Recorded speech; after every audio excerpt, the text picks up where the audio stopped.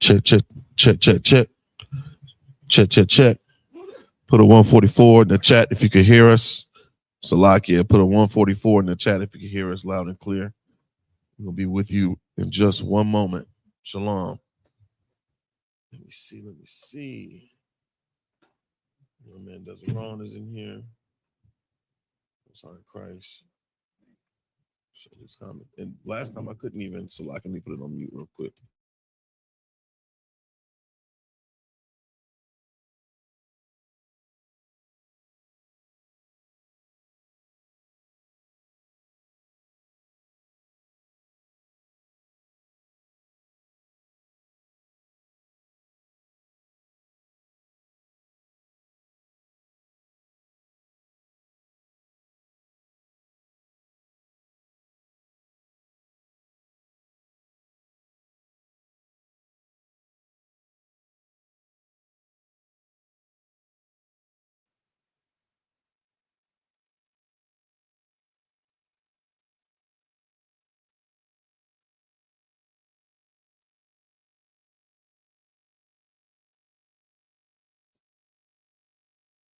Anytime you get 4K video,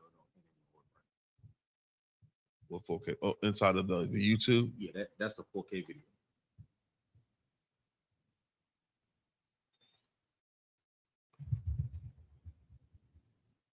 I'm gonna have to reboot this motherfucker, man. I don't know what's going on with this thing.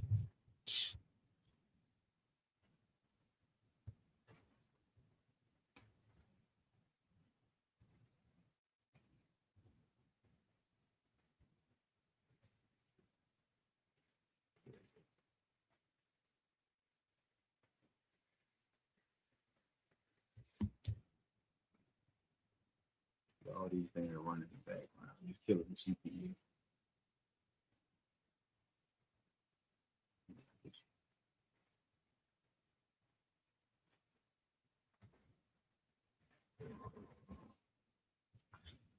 What are you motherfucking killing? I don't know which one it is. I don't know if it will be that.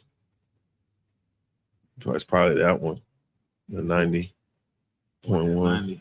I'm thinking it may be because you would think the StreamYard is probably pulling more of a percentage.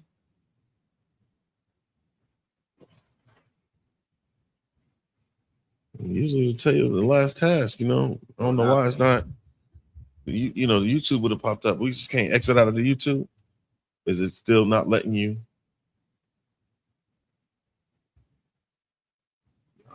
It got all that close. All these just tabs. I don't know what the fuck going on.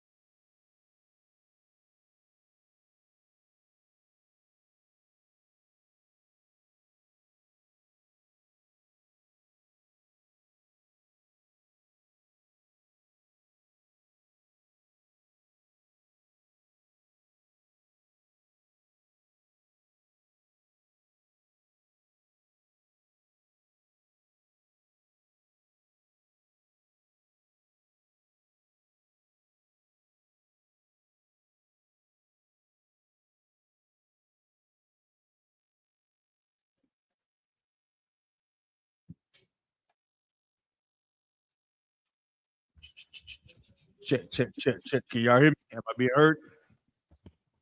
On loud and clear in Durham, okay? Hold on for a second. This thing had a tendency.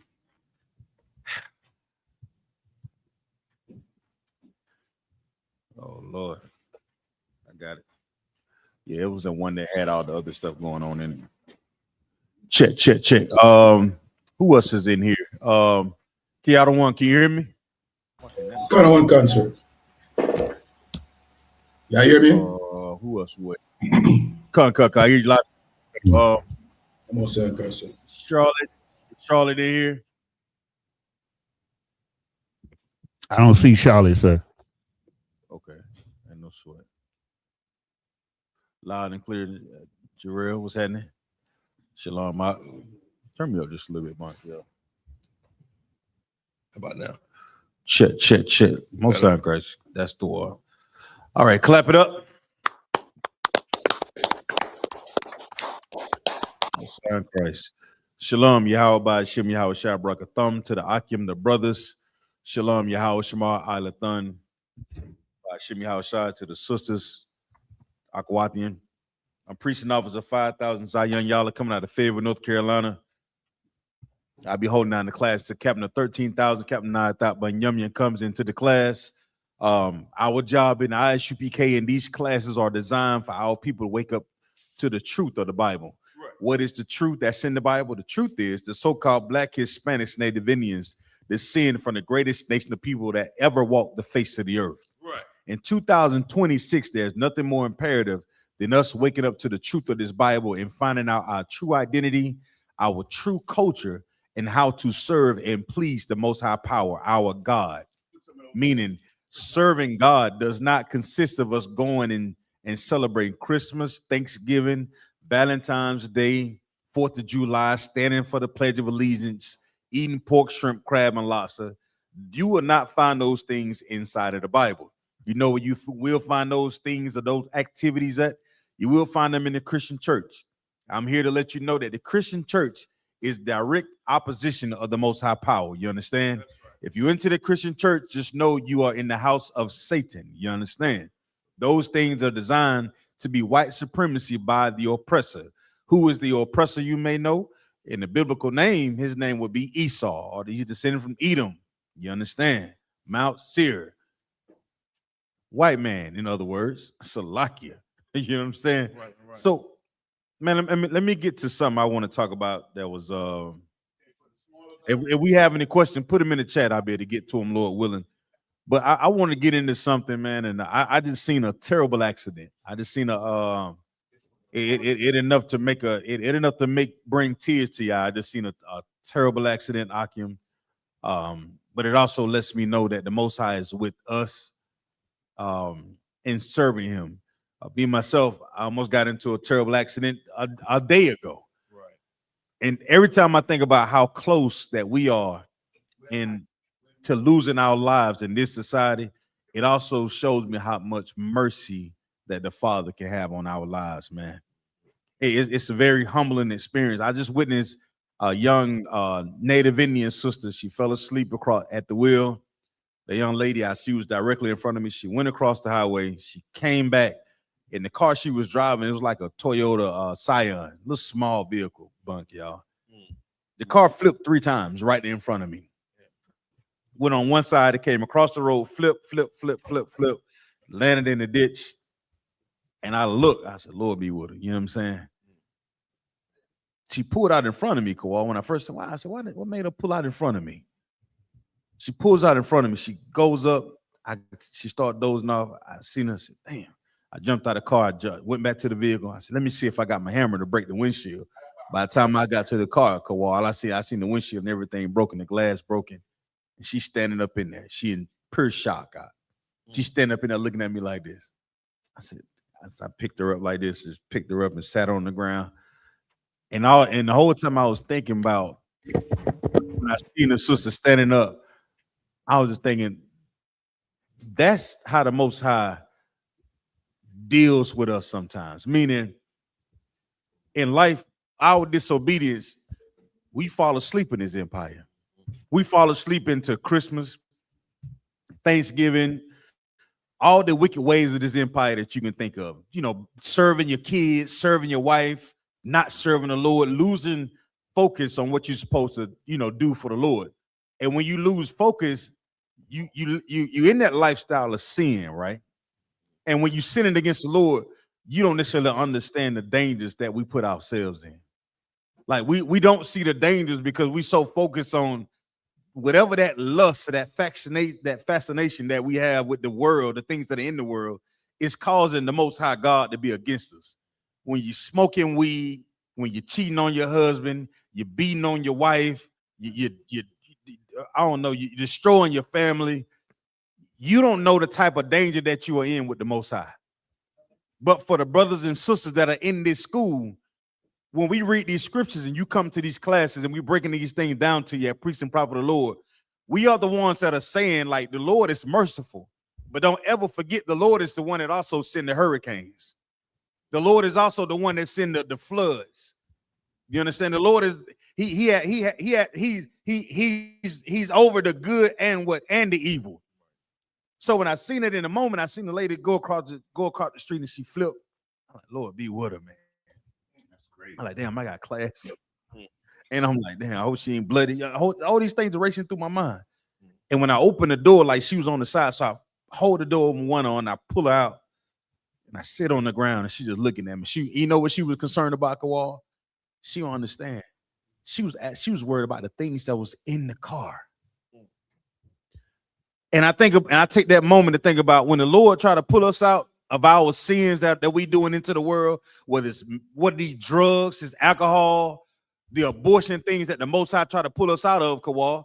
We started trying to reach back like Lot's wife. The Most High is trying to pull us out of these situations that we're sinning in, and clearly we've been destroyed. Kawal, the car is unrecognizable, Kawal. The lady asked me the lady on the phone from the 911 dispatcher saying what car type. I don't even know. I can't. I used to be a mechanic, Kawal. I don't know what the hell this is. And she looking up at me. I pick her up, I sit her on the ground. I said, you need to lay down. And she just so shook. She like, I need what's in the car. I'm like, what the hell in the car? I don't know what's in the car. But that's how the Lord leads us. He sent priests, prophets, us on these streets. We reach our people and we try to pull them out, Bunk, y'all. We lifting them up in their time of suffering and sorrow and all this anguish that they're going through, all the misunderstanding, the lies, the deceit that the Lord allow us to go and teach our people to pull them out. And we're concerned about the things that are in our destruction. Instead of being relieved that the Most High sends somebody else to pull us out of our troubles, man. That's a rough thing. And I was thinking about and the first thing that came to my mind was the book of Joshua, chapter 7. Get that for me, Bob Shaw. Book of Joshua, chapter 7. And in that book of Joshua, anybody know what Joshua was fighting up against in that chapter 7, Bob Shaw? Anybody know? Anybody know offhand what was going on in Israel and in Joshua time in chapter 7?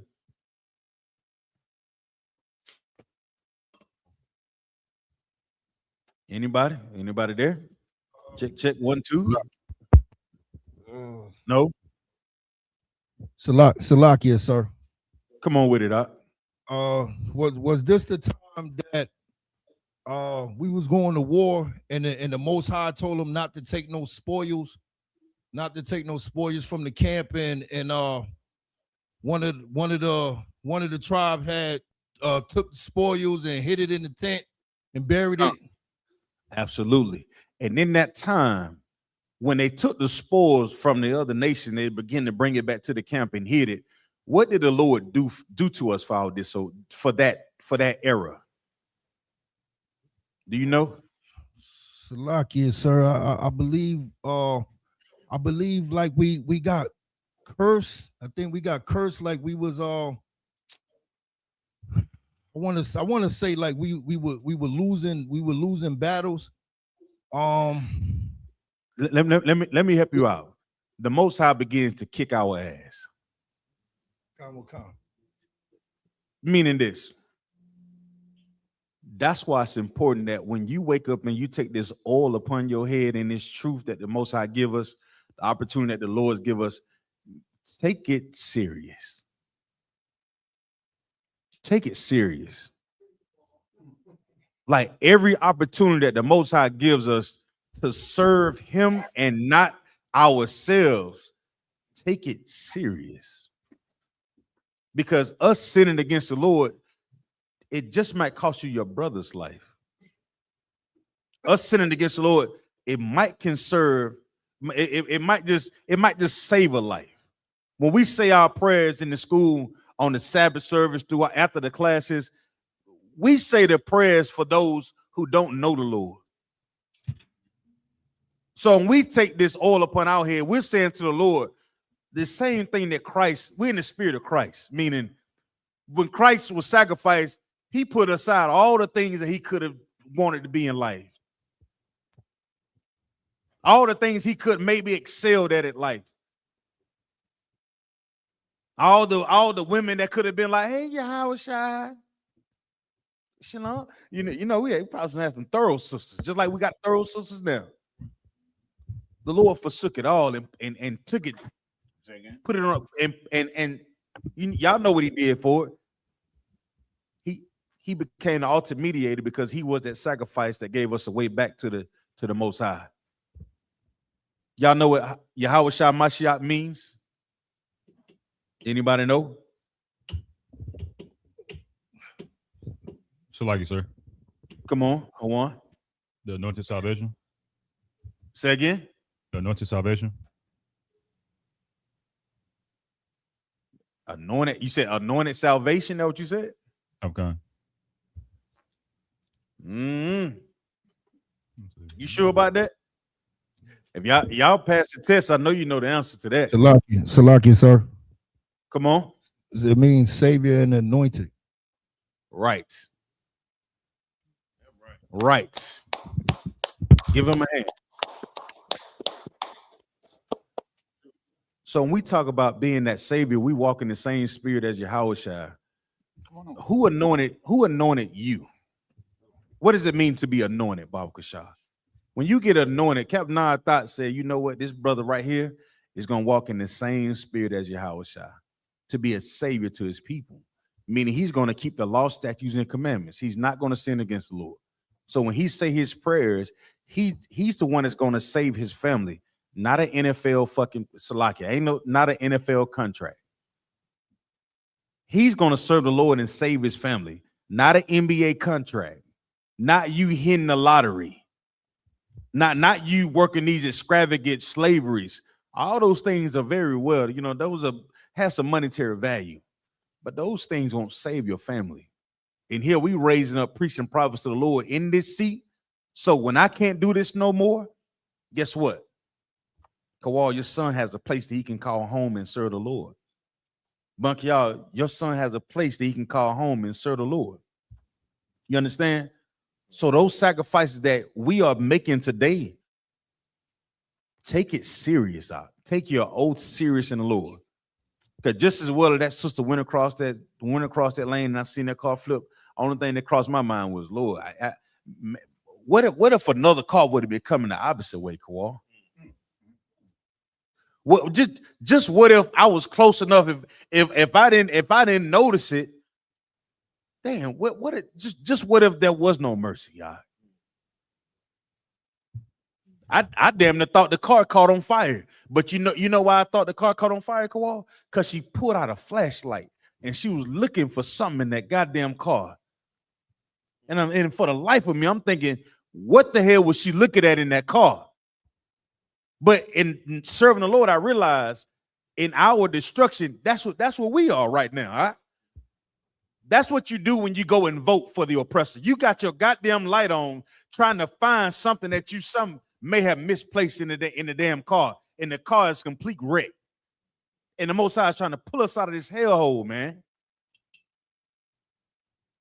When we talking to our families, they're evaluating everything that we say to them from any conversation that we have with them. That's why it pays for us to be upright in justice and serve the Lord. Speak with kind words, gentle words to our people. Show them that we can be completely different than what the oppressor has said about us. You talk about how they do Maduro down there in Venezuela. He's a drug cartel and all this. Did they completely forget about COINTELPRO? What the DEA done to our communities in the neighborhoods with the dope, crack, Freeway, Ricky Ross, all the dope dealers, the music that they pump into our neighborhoods. Ain't nothing wrong with good music. But what is it about the message that they're allowing to go free in our neighborhoods, and they push it all over the place? Here we are fighting in the spirit of Yahawashi to be a savior for our people, man. And we seeing that in the book of Joshua, our disobedience against the Lord So we good. cost the nation to suffer. You got that for me, Bunk, y'all? Where you want to start at? I have verse 2. Joshua 7:2. Please, come on. Salakia. I can start at verse 1. Salakia, sir. It's good. This is the book of Joshua, chapter 7, verse 1. Now, Salaki, does anybody have questions? You can put your question inside of the chat, or you just say Salaki, you know what I'm saying? We'll get to them. But I want to try to get through this chapter real quick, Baba Kashaw. Salaki. I had something else I want to go into, but the Lord saw fit to give me something other than that. Come on. This is the book of Joshua, chapter 7, verse 1. Mm-hmm. But the children of Israel committed a trespass Mm-hmm. in the accursed thing. So when we talk about our trespass, even one brother or one sister being disobedient to our Father can cost us as an entire nation. That's what we have to consider. That, see, if us not thinking like that, we begin to think like Esau. Because you know what Esau says when we tell him that his people had committed atrocity against the Lord's people? You know what they say? I ain't never had no slave. I ain't never hung nobody. I don't do any wrong for you. I love you, man. But the Lord looks at them as being a nation of people. It's not just you that's sinning against the Lord. The Lord looks at us as being a nation of people like you, Akwatian. That's why we're supposed to love one another. Because that one little slight against each other and you're not loving, it's like a crack in the sidewalk. It's like a crack in the sidewalk. What happens to a crack in the sidewalk if it goes untreated? Choir boy, what happens to a crack that's in the sidewalk that goes untreated? Salakia, sir, it spreads. It get bigger. It get bigger. It don't go away. And that's what's happening in the book of Joshua. We're going to talk about us as a family when we was fractured, man. We seeing all these wars and rumors of wars, the prophecies of the Bible. We're living in that time right now, Kawal. We're living in that idea that the third woe is right around the corner. This is it right here. This is the time that they talk about in the scriptures that we go out and prophesy on every single weekend about the Lord coming back. So when we talk about us taking our oath serious and taking an oath on our head and we saying our prayers to the east, you better remember what you're praying for and who you're praying to. The Lord is not a joke. He is a man of war. And you can't be no soft ass trying to weasel out of things that you need to fight against. Brothers and sisters, Salakia. Come on, Buck, y'all. It says, for Achan, the son of Carmi. The who? The son of Carmi. Go ahead. The son of Zabdi. Mm-hmm. The son of Zerah of the tribe of Judah. Mm-hmm. Took of the accursed thing. Mm-hmm. And the anger of the Lord was kindled against the children of Israel. And the anger what? And the anger of the Lord was kindled against the children of Israel. Now, you know what I didn't hear you read, Bunk, y'all? I didn't hear you say that everybody took the accursed thing. It didn't say everybody took the accursed thing. It said it was very specific about who took the accursed thing. But it still angered who? The Most High Power, our God. So every time you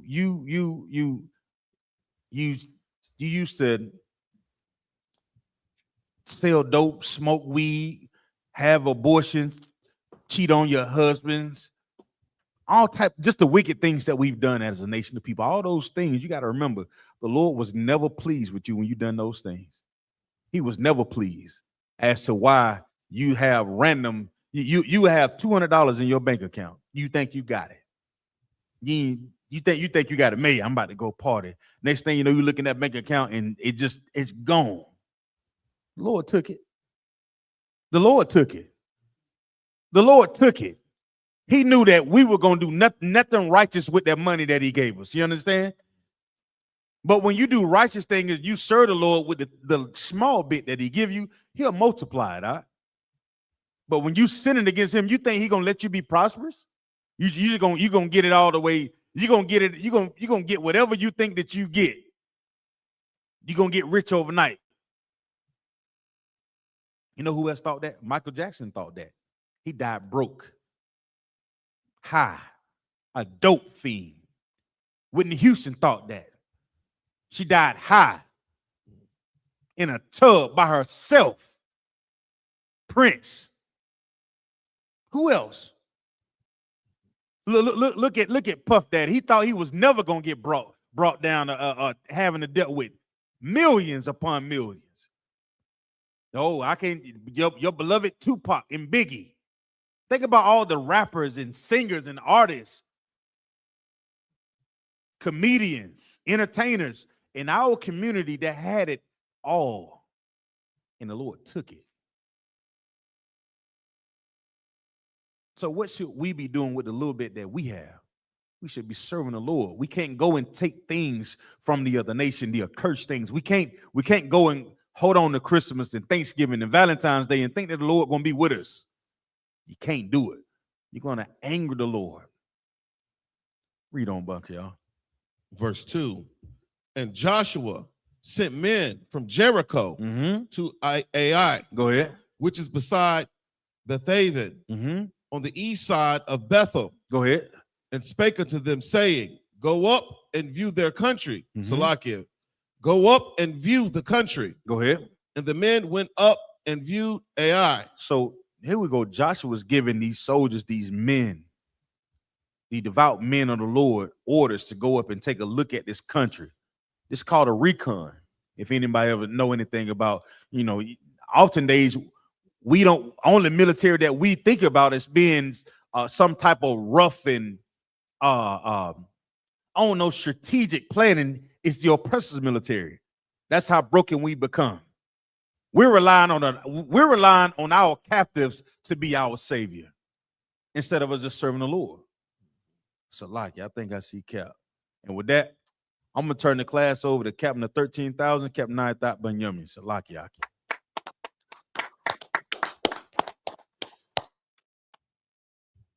Salaki, Captain, if you're on mute, sir. Let me see. Take it off. There you Yeah, go. man. Now, Come on. You good, sir? Musa and Christ. How y'all doing today? 12 out of 1. I think. Can everybody hear Cap? Shalom. Y'all can hear me? Come on. We hear you, sir. One gun. Musa and Christ. All right. So where we at? I don't think we had. Do we have any questions in the chat, Yanazar? Do you see anything? If not, I want to see if I could play a video, man. Salaki. Video. Come on. God, sister had a question. 1 Peter chapter 5 verses 6 through 8. Hey, who's that? Officer Tabawan, sir. Ah, my man. Come on. My man. Try to hold a good man down, man. Hell no. My man. What's going on, Tab One? You good? Not much, sir. Come on, sir. Musa and Christ. Tell me, what's your question? A sister wanted to break down of 1 Peter chapter 5 verses 6 through 8. Salaki.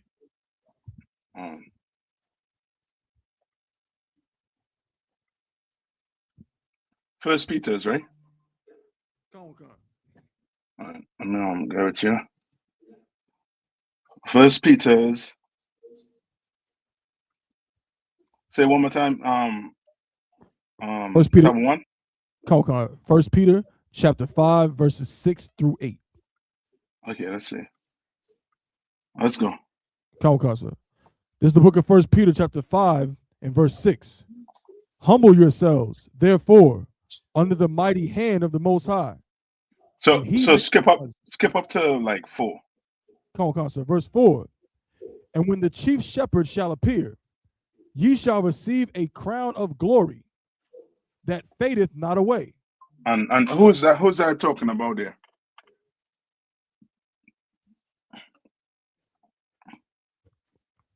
Come on, sir. I would say Yahushua. Yeah, that's a Yahushua. And it's saying that what? Come on. When the chief shepherd shall appear, ye shall receive a crown of glory that fadeth not away. You understand? Why? Because why is it worded like that?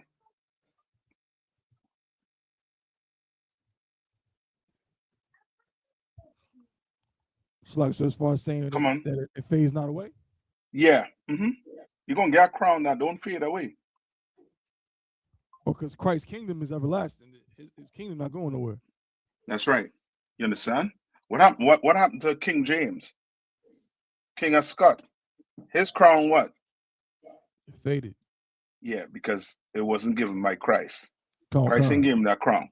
on. You understand? When Christ come back with his 200 million angel, if you were doing the work, you understand, and Christ see it fit, you would be given a what? A crown that would not fade away. Meaning you will be able to pass this on and on and on. I mean, generations until you make it back on the earth when the Lord see fit.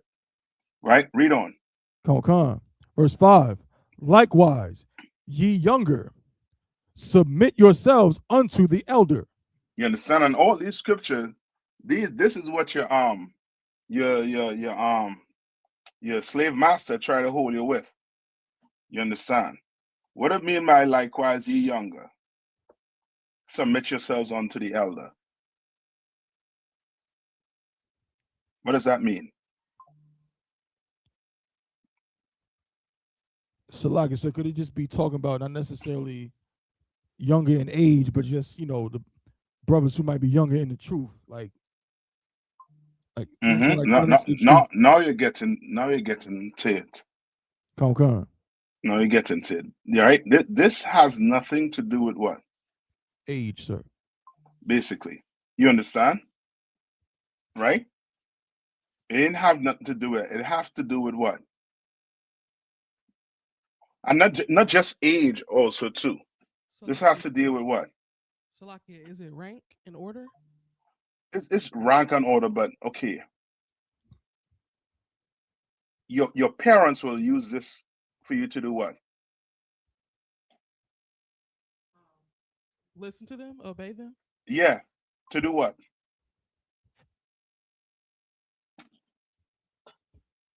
Salakia, teach you? You gotta give me. You right, but what are teaching you? Discipline? Your parents using this for what?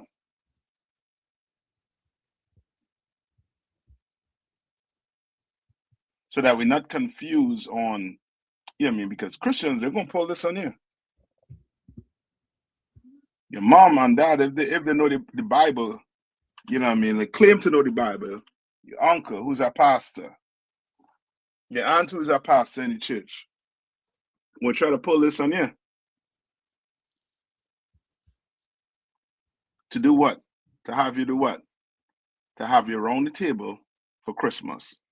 To have you doing whatever they want you to do. You understand? So like I'm your elder. Come on. So like for control? Is that yes? Okay. Yes. Because you, the younger, has to what? Submit to what? The elder. So like to the elder. You understand? But this is not speaking about that. Because you can't listen to your parents if they're telling you to go against the Lord. Telling you to do things against the Lord. Telling you to come here, let's celebrate Thanksgiving. Let's celebrate Christmas. You can't obey that order. Cannot. You understand? Read on.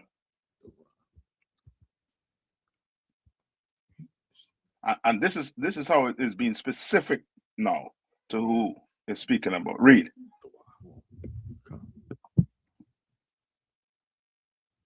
What's reading? It's like, sir. Come on. Likewise, ye younger, submit yourselves unto the elder. Yea, all of you be subject one to another. All right, and this letting you know what? This is speaking about what, brothers? Who where? Brothers, in where? In the truth, sir. In the truth. This is not talking about your Christian church. This is not talking about your parents. This is not talking about anybody who is your elder. You understand? Outside in our world. You understand? Read on. Come. For the Most High resisteth the proud. And be clothed with what? Humility. Yes. What is humility?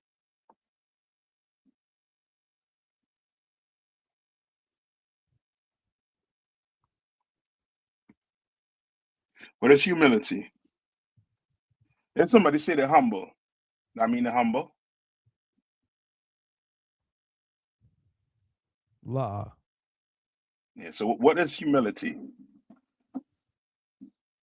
Come on, look it up for me. Who want to look it up for me? I got the definition of humility. Come on. Humility, the quality of having a modest view of one's value or importance. You understand? Read that one more time.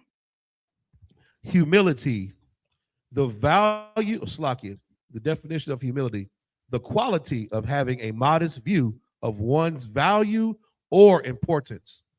So is it saying your view or another person's view?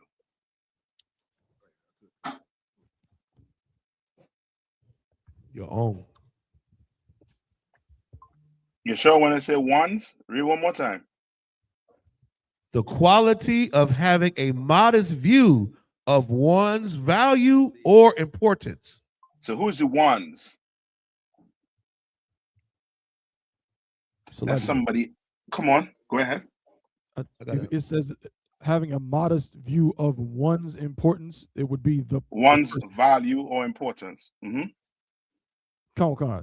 A modest view of one's value or importance. It would be the person. Yes, not yours. People like to say what? They're humble.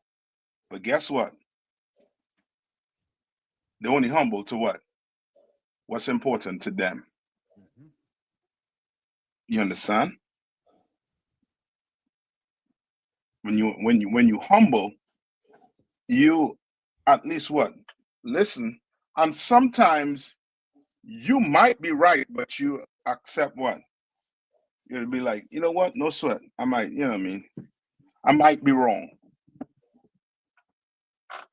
You understand? I might. You take the low, in other words.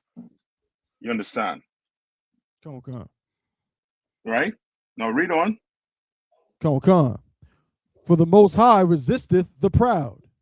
The Most High what? Resisteth the proud. You want to know why some brothers leave? Because they can't take that they was wrong. They couldn't take the counsel. And I was right. He was wrong. Why he ain't the one doing this, that, the other? You want to give the judgment.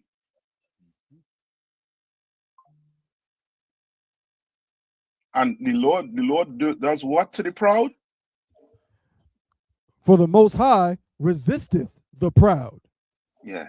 You're going to resist that mouth of yours by letting you go there to the world and see what the world has to offer. You understand? He resisted the proud. The Lord don't like a proud person. Never did. You understand? A proud person is what? What do you call that in English? Tabo, when you have to, when you compare proud and humility, it's what? Forget the big word they use in English. Like what is that? Antonym? When it's opposite? Yes. Opposite. Antonym. Yes. Okay. You understand? What's the opposite of being proud? You're humble. What's the opposite of being humble? You're proud. So like sir, you understand? Come on. So like it's saying yea, all of you. So that's including the elder and the younger, right? Yes. So both people need to be clothed with humility. Okay. When I say both people need to be clothed with humility, what you mean? Where so like it just says and be clothed with humility. So that applies to both the elder and the younger, right? Yes, he's remember he's telling them he's not singling out one person in the room. Right. You understand? So just think he's talking to brothers. Right? Talking to brothers. Answer he talking to them. You say what? Younger ones, submit yourselves to the elders. So he's not singling out you. Submit yourself to this person. You submit yourself to that person. He's not doing that. So he's making it overall. He's making, you know what I mean, that broad statement. So he is talking to the elder and to the younger. Because they all have to do what? Be what? Humble. Yes. And they all have to be subject one to another. But for that to happen, they have to be humble. You understand? For it to happen, you have to be humble. It's it's like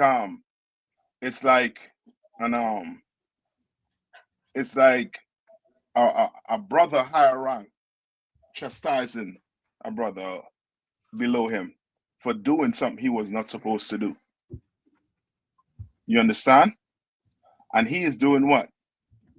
The brother who's getting chastised, he ain't trying to give you what? What he's not trying to give you? Huh? Excuses? Well, not so much excuses, but a reason why he is right in the situation. Now, well, you see this, that, the other, and the younger start pulling precept on you, and you have to say, brother, that's not what it is. Yes, this, that, the other. Then you're all in a council, and now this young man is being checked. You know what I mean? Like, you know what I mean? Like it's no end in sight. You understand? All right?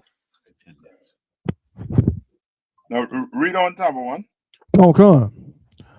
For the Most High resisteth the proud, and giveth grace to the humble. And he giveth grace to the humble. You understand? Because the humble, what could happen to that humble person? I say giveth grace to the humble.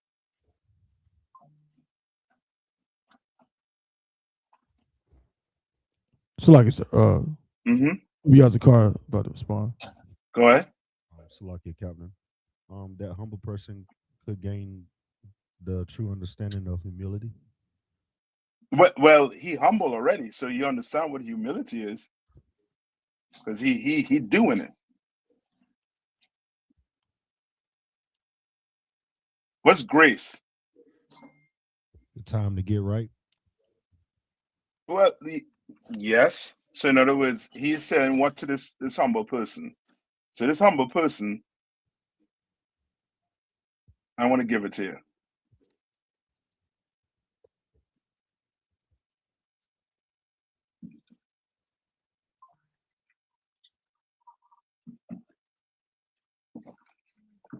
Anybody? Come on.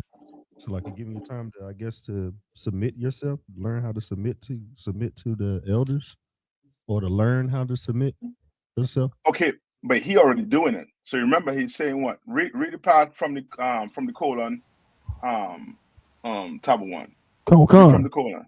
on. For the Most High resisteth the proud. Right. So he resisted the proud. Meaning what? When he say he resisted the proud, the Lord, he not even what? So like he not dealing with them. Yeah, he ain't dealing with you. I think the Lord back turned to you. Read on. Come on. And giveth grace to the humble. Why? Because the humble person, he might be wrong. One, you know what I mean? Might be did something he ain't supposed to do. You understand? But he humble with it. You understand? Well, the Lord will give him grace. You understand? Just think, you know what I mean? You go to a council and you do what? And you're like, you know what? Yeah, I was wrong. Salakia. You got what? You will be given what? You could be given what? Grace by the Lord after that council, depending on what you did. You understand? But the proud person, oh, the Lord, he's going to resist you. And you're going to be thinking, what? You get kicked out of the school. No, you kick yourself out because you're damn proud. You couldn't accept that you was wrong. You understand? Couldn't accept it. Right? Read on. That's why you hear about so much stories with, you know what I mean, brothers who leave the truth, or sisters who leave the truth, brothers who leave the wife, or sisters who leave their wives, the sisters who leave the husbands. Like here, you hear, you know what I mean, you hear the stories. It's, you know what I mean, it's like, oh shucks, the Lord don't do a number here, because He don't resist you, because you're proud. So You ain't want to accept. Well, I could be wrong in this situation. So you know what? I'm gonna take the law in this case, right? And I'm not talking about somebody offending you. You understand? It could be, you know what I mean, whatever the conversation is. You understand? But it's not. This is not an offense I'm talking about. You understand what I'm saying, right? Somebody offend you. What should you do? I could go to He and heal the home. Yes. This is not that. You understand? I mean, so I mean, so, and this is like I mean, I just generalizing it. This could be an argument with Jordan and which is and what's your brother LeBron, and you know what I mean, a brother knows the stats off the back of his, you know what I mean, hand. The other brother, he might know the stats, so he'd be like, you know what? Yeah, LeBron better than Jordan. And you like, yeah, be like, you know what I mean? Yeah, you right, brother. You understand? Right? But this ain't, you know what I mean? Somebody, you think do you wrong, and you just take what? The law. No. You better go to here and there alone. Come on. Let's deal with that matter. You understand? Read on. Come on, verse 6. Humble yourselves, therefore, under the mighty hand of the Most High. So it giving you what? Trying to give you a visualization of what? You are doing what?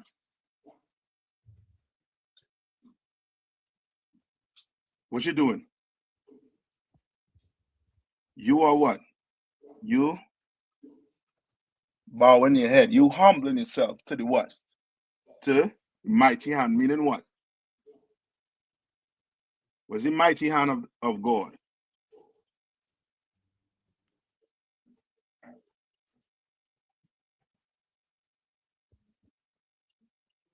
Akim? Well, who asked the question?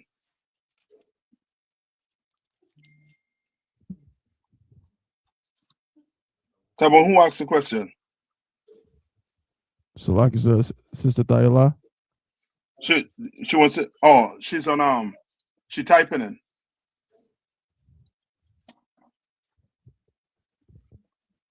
All right. What's the mighty hand? What's the humble yourself, therefore, under the mighty hand of God? So like, is it His protection or power? You right, but he's saying what? Humble yourself, therefore, under the mighty hand of the Most High. How do you do that? Okay. Come on. By yielding. Yeah, by doing Submitting everything that's it, by submitting yourself to the Most High. And how do you submit yourself to the Most High? Like, sir. Come on. By submitting yourself to the men of the Lord. And obey. So yes. So in other words, this goes back to what? To the where's 1 Corinthians? You all know where I'm going with it? It's like, so you talking about when it says man is over the woman. That's it. Christ over man. Yes. Over Christ. Come on. So you are man, you humble yourself under who? Under Christ. Yes.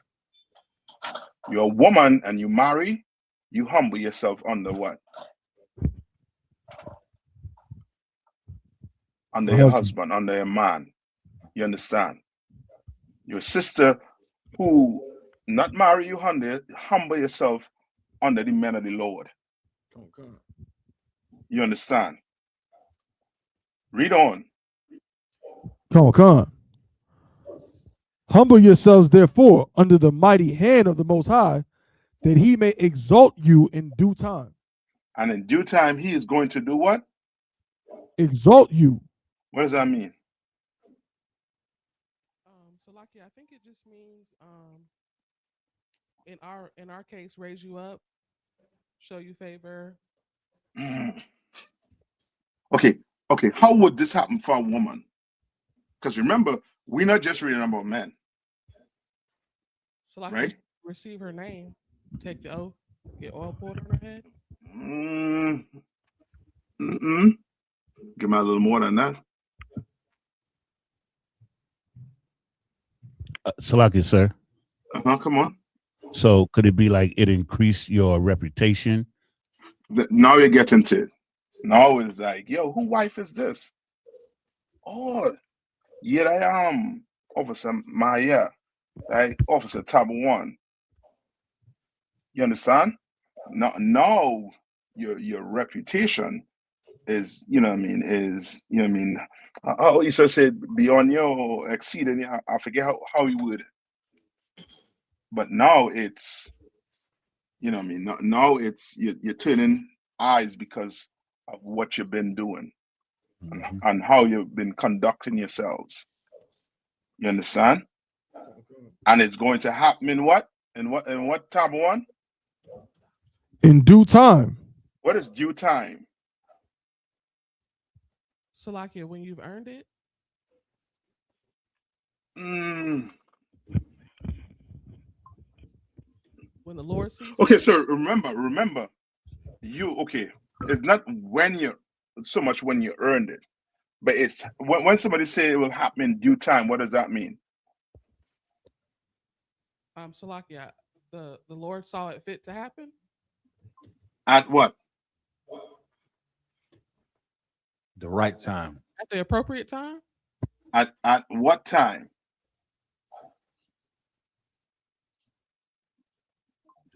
Due time. Yeah, what's due time? Salaki at the proper Salaki at the proper age. At the okay, I'm gonna give it this. The right time. Okay, what is the right time?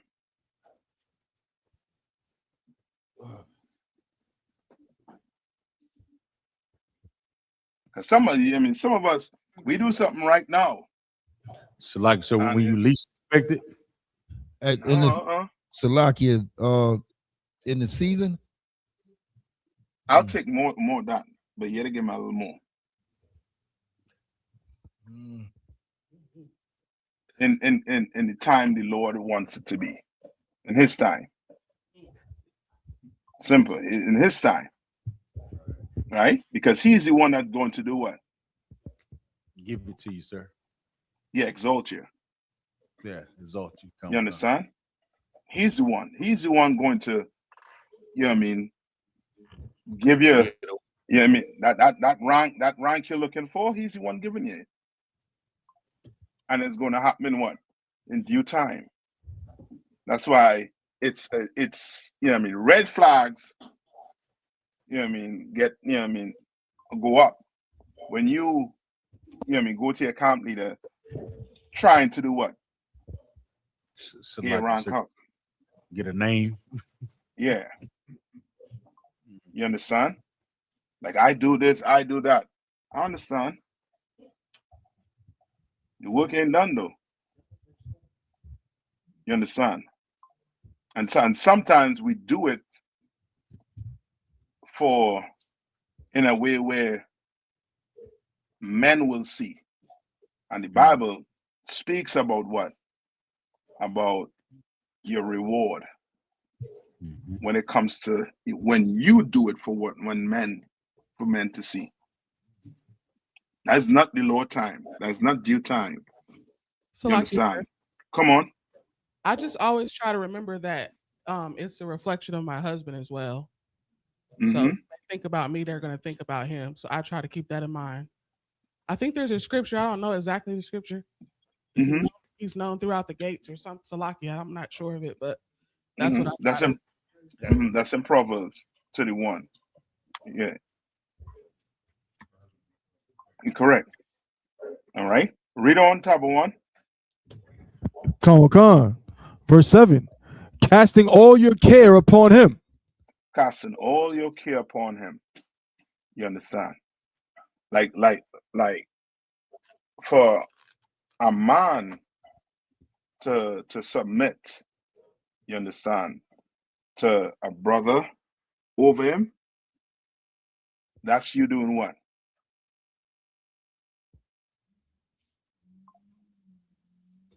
When you submit yourself, you understand, which is the hardest thing for a brother to do when he comes into the truth, because in the world, what he accustomed doing?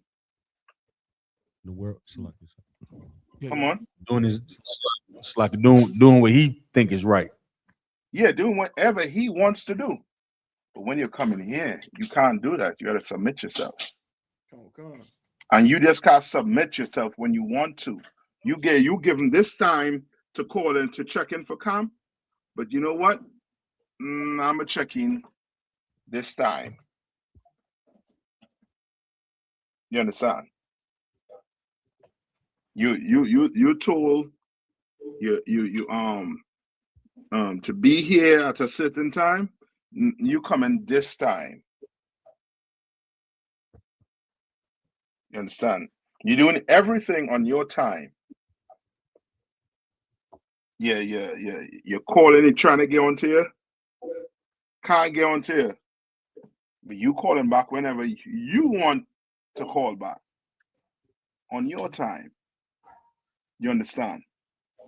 That's because that submission is not all the way there.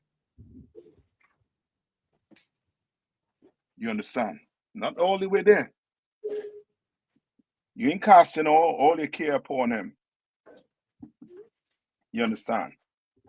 Like to cast your care all upon him, you are going to have to do what? You're going to have to submit. You're going to have to what? What's that word? That T word. Salakia, so trust. Yeah. You're going to have some faith. You understand? You know, brothers, this I don't trust no man. How much songs you hear about brothers singing about not trusting another brother or a sister? You understand? You want to come in here and do what the Lord say to do?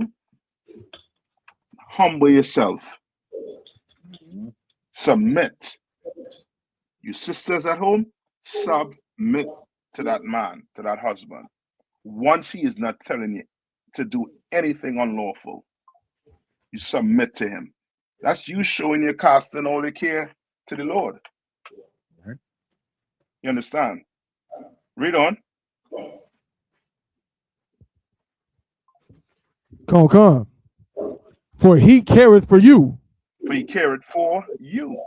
That's why when you read, I think it's Ecclesiastes 26, when it talks about a wicked woman. Get that for me. Come. Get that one for me in Ecclesiastes, I think 26 and 25.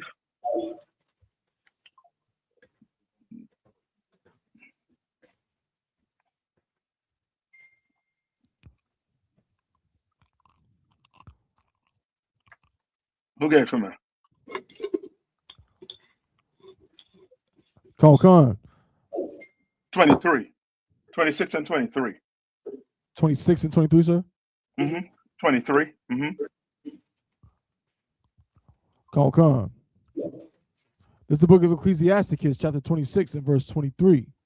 A wicked woman is given as a portion to a wicked man.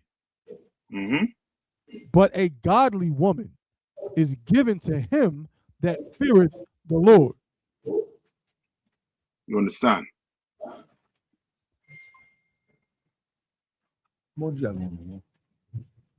You are going to have to do what? Submit yourself. to your husband, you are going to have to submit yourself to that man above you. You're going to have to do it. Or you know what I mean? The Lord has some waiting for you. He's going to resist you and give you what? What are you going to resist and give you? Hello? Testing. Huh? Salakia. Is it Greek? Salakia. Come on. He gonna chastise you. He gonna hide his. Mhm. He gonna hide his face from you. Yeah. So you're going to get everything coming your way. Same thing you're trying to run from. You're trying to, you know what I mean, not get a brother in the Israelite school. Give us a practical knowledge because we believe in multiple wives. Oh, he has some coming your way. You get just the right person, just the right man. You get what you're looking for. The only thing that man will do is say what? I want you only. For 1 minute. Right? But that's about it. Everything else is all the window. Pork, crab, shrimp, lobster, you name it. And then you want to tell him, you can't eat that. Too late for that, sis. Or brother, vice versa.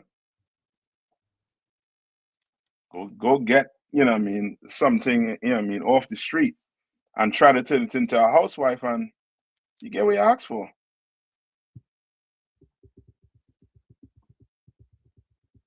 Like if you're not willing to cast, you know what I mean, all your cares upon the Lord by doing what he tell you to do, follow what he tell you in this Bible. Guess what? Why should he care for you? Why? The Lord tell you that man you live with is your man forever. But you're looking for an escape route. You're pissed off. But when you escape, keep escaping. You understand? Keep escaping. Right, read on. Con. Verse 24. A dishonest woman contemneth shame. No. Go back to where was that? First Peter 5, sir. Yes. Right? And that's why we try to tell you all, just give it time. And you see those Israelite groups, the so-called Israelite group who are actually Christians, or you think the pagan kit was bad? Okay. Wait till the mark bus on some of these other groups. You understand? Come. Wait until it, you know what I mean, until it really come out with these other groups, especially that purple group. You already hear the things that coming out of there. A sister got unalive in there. One of the members got caught with a transsexual and almost unalive the transsexual after the transaction, not before, after the transaction take place. Move just like Esau. When Esau, how Esau takes care of a problem, if he has a problem. Lucky, sir. Mm-hmm. He commits violence. Yeah. You remember the I think it happened to these I think a Chinese spot where a Caucasian male, I think, either try to hurt some of them because they was running. I think it was a like a something dealing with sex. I forget what they was running.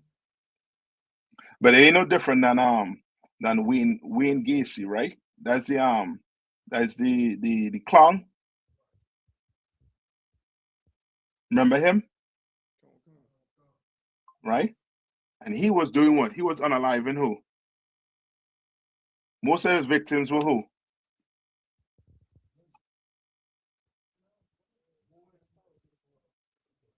Somebody saying something.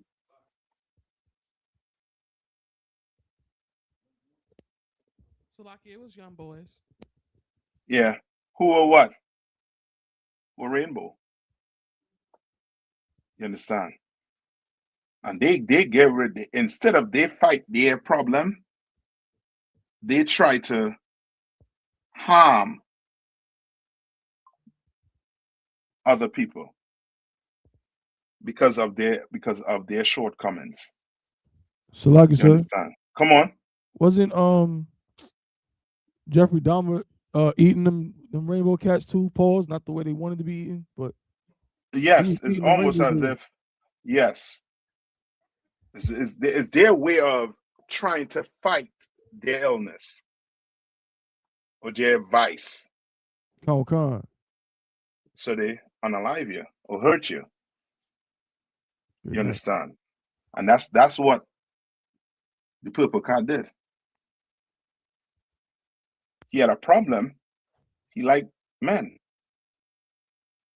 But to fight that he doesn't like men, he had to do what? He had to harm one. That's his way of fighting. You understand? It's, you know what I mean? It's weird psychology behind it, but boy, don't let that be you. You better stay in here. You understand? Do what you've been told. Follow order. Once it's what? Lawful. You understand? Right? Read on. Con. Verse 8. Salaki, the book of First Peter, chapter 5 and verse 8. Be sober. Mm-hmm. Be vigilant. Meaning you have to be what?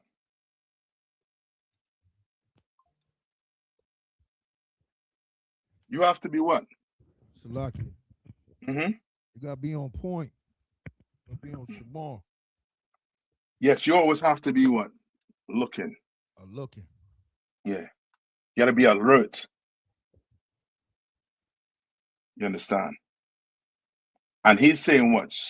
This is what? Spiritually. Be what? Sober. Does this mean don't take a drink? No. You can have a drink. You understand? But so they say be sober, be what? Vigilant. Read on. Con. Because your adversary, the devil. Because you're what? Your adversary, the devil. Mm-hmm. As a roaring lion, walketh about, seeking whom he may devour. Now, it's twofold. This could be used for who? The oppressor, sir. Yes. You better be vigilant. You understand?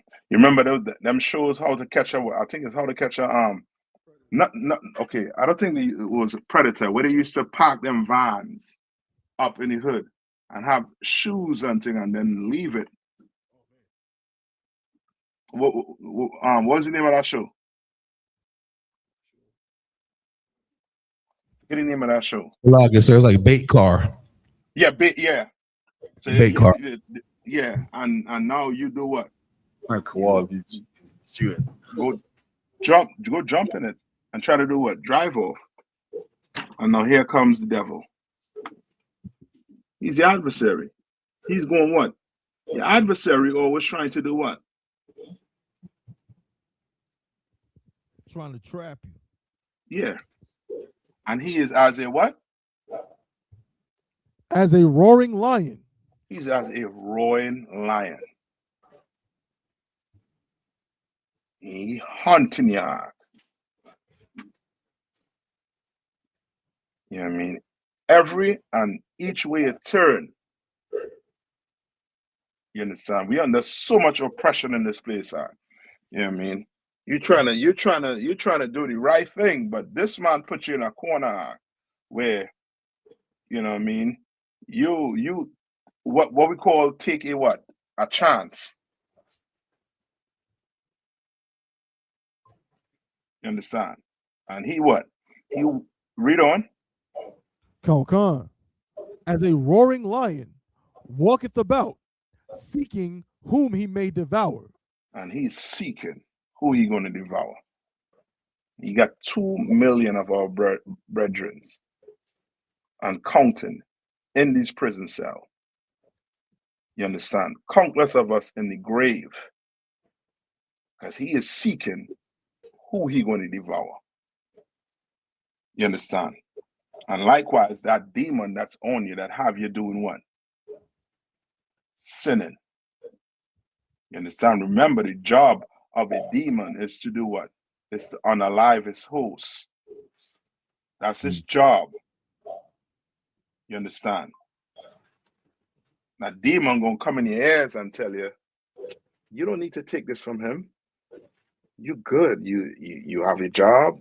You know what I mean, things going good for you. It's him. He's a heavyweight. He holding your back. We should leave him. And that's what the demon be telling you. Not I, but we. We should leave him. And you don't even know you talking to a damn demon before it's too late.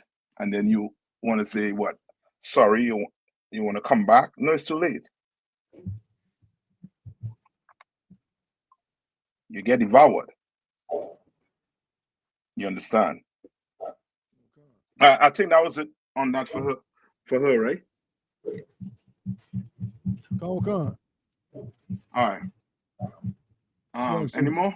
We did have another question in the chat and some comments as well. Yeah, no, that one bid cars. Yes, yep. You know it. He's always trying to look for a way to get us out. Always. You know what I mean? Come, sir.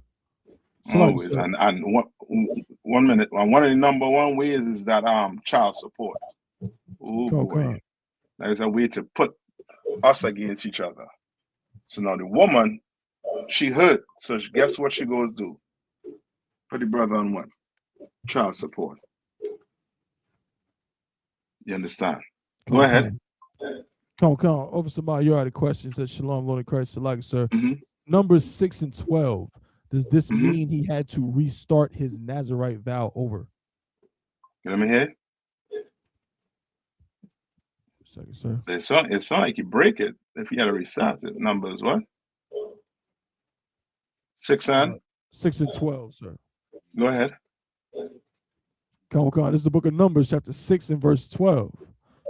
And he shall, and he shall consecrate unto the Lord the days of his separation, and shall bring a lamb of the first year for a trespass offering. But the days that were before shall be lost, because his separation was defiled. Yeah, so it sounds like if this is talking about his Nazirite vow, it sounds like he broke it, and now he has to do this, and now it's giving the criteria of what he has to do to possibly get it back. Read on. So lucky, sir. Come on. This I think he was around a dead body. I think because we was reading this in the Sabbath service. Okay, come on. So I think he was around. Let me see in verse. Let me see. Verse 9. Yeah, come on, sir. All right. So read and if from any verse man 9. die very suddenly by him. Hold on. Read verse 8. All right, sir. It's verse 8. All the days of his separation, he is holy unto the Lord. So, in other words, what? What is it saying there? All the days that he's clean, he's holy to the Lord. Right. Read on. Verse 9. And if any man die very suddenly by him, and he hath defiled the head of his consecration, then he shall shave his head in the day of his cleansing. On the seventh day shall he shave it. Right. So this here for that Nazarite vow, he had to be what? Clean until the end of that what? Seventh That day. vow. Verse 8 saying he has to be what? Clean for all his days as a Nazarite. Kanawaka. You understand? And now it's in verse 9, it's telling you if a man suddenly what? Dies by him. I'm telling you what he'll have to do. He'll have to what? Shave his head, and on the seventh day he shall shave his head. Right? Read on. Verse 10. And on the 8th day he shall bring 2 turtles or 2 young pigeons to the priest to the door of the tabernacle of the congregation. So now it's telling you what he will have to do, what he'll have to bring after he done do what on the 7th day. Shave his head. Right? Read on. Verse 11. And the priest shall offer the one for a sin offering, and the other for a burnt offering, and make atonement for him, for that he sinned by the dead, and shall hallow his head that same day. You understand? So this is what he'll have to do for him to what? To be holy again. Right? Read on. Verse 12. And he shall consecrate unto the Lord the days of his separation, and shall bring a lamb of the first year for a trespass offering, but the days that were before shall be lost. So in other words, it's go ahead, read on, finish it. Because his separation was defiled. I mean, when it say lost, meaning what? They don't count. Yeah, that don't count. Read on. Verse 13. And this is the law of the Nazarite. When the days of his separation are fulfilled, he shall be brought unto the door of the tabernacle of the congregation. Read on. Verse 14. And he shall offer his offering unto the Lord, 1 he lamb of the first year without blemish for a burnt offering, and 1 ewe lamb of the first year without blemish for the sin offering. Right. So now, go ahead, finish on. And 1 ram without blemish for the peace offering. So now it's just going in and telling you what this Nazarite will have to do now. You understand? To get back. All right. And let me see. This is so Maya, you understand that?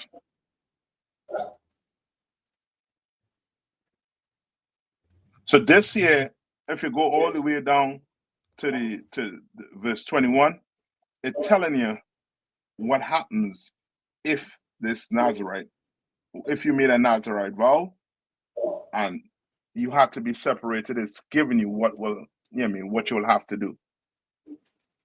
You understand? Right. To cleanse yourself from that sin.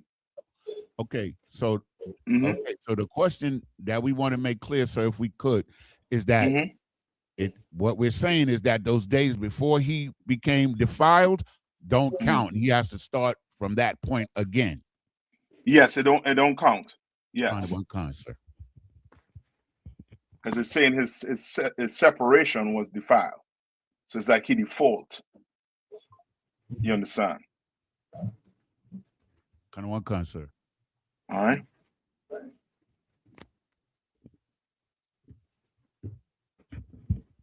Con. Any more? Con. We got if I could just for my own clarity, sir, on this topic, is this just because a Nazarite vow is for a certain dispensation of time, correct? Yeah. Go. You have this on the van? I know we got one on this.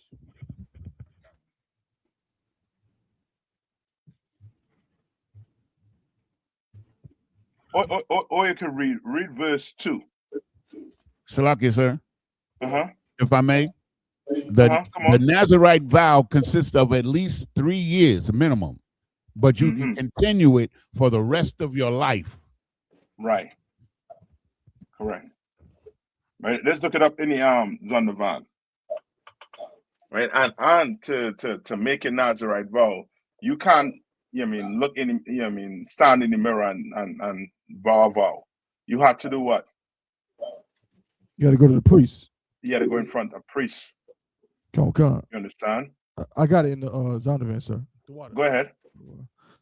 This is the entry for Nazarite in the Zondervan Compact Bible Dictionary. Nazarite, meaning dedicated or consecrated.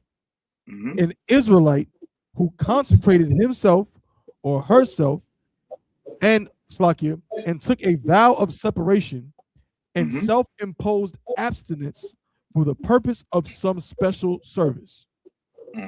There were two different types of Nazaritism, the temporary and the perpetual, of which the first type was far more common. In fact, we know only of 3 of the last class: Samson, Samuel, and John the Baptist. Because Samson, I think his parents did it for what? For his whole life, right? Kind of one concept, but didn't he break the vow because he had quite a few women? Okay. I think is however Samson's parents did it. You understand? But his breaking it was him going with Delilah, and the Lord cut him off for that. You understand? So read that last part over one more time. Tab 1. Come on, son. He's going to the restroom. I'll read it, sir. Let me find it. Okay, go ahead. Right. Yeah, read the last part that he was reading. The Nazarite vow, sir? Yeah, that last part of the Nazarite vow he was reading. Well, Come on, sir. Salakia. Of which the first type was far more common. In fact, we know only of 3 of the last class. Samson. And the last class they're talking about is the perpetual. Yeah. All right, read on. Come on. Salakia. Samson, Samuel, and John the Baptist. The 3 principal marks which distinguish the Nazarite were: 1, a renunciation of wine and all products of the vine, including grapes. All right, read on. Prohibition of the use of the razor. Verse 3, avoidance of contact with a dead body. Right. Come on. And that's the part we was reading about. You understand? The part with the what? With the dead body. And what you will have to do to get clean. All right. If I could, we got some more comments, and what we just read here, I think, leads to one thing the sister said. I just needed some clarity on. So, Sister Nashima, because you, I think it was mentioned about drinking at one point in the class. She said we can drink, but cannot get drunk. I just wanted some clarity on that. Okay. What because you know what I'm saying? The scriptures, I know there's a scripture that says something to the effect of, wine is to make men glad. Now, someone could say that's getting a buzz, that's getting drunk. How would I explain the exact threshold by which someone has now gone beyond what is allowable? So meaning you're drunk. Meaning, can I get drunk? Can I go in my house and drink till I'm drunk? Am I sinning if I'm drunk in my house, or just drunk? Is it a sin to be drunk? Okay. You look up drunkard. Con. Sister, wait a minute. Probably to Google it. Yeah, probably not right.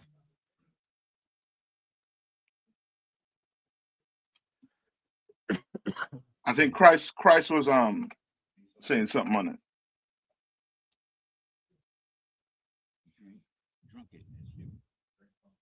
Oh, it's actually in the Zonovan, sir.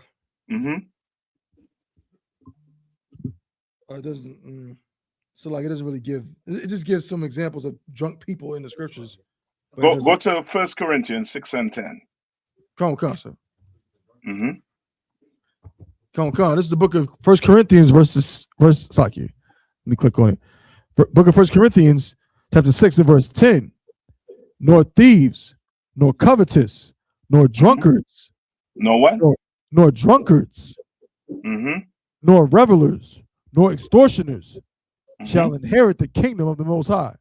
Right. And these and you know what I mean. So okay, what's a drunkard? Officer Hawan got an answer, sir. Come on. This is the definition of drunkard from the Oxford Language Dictionary. A person who is habitually drunk. Habitually drunk. You understand? Brother, you have a problem. Now I'm good, so I can hold my liquor. You're drunk. Isn't that the first time?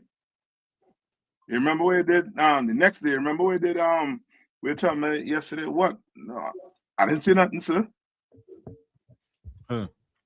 This is habitual. It's somebody who do drinking and getting drunk habitually. You understand? Now let's say you're home. Who was home and got drunk? So like, sir? Who was home and got drunk?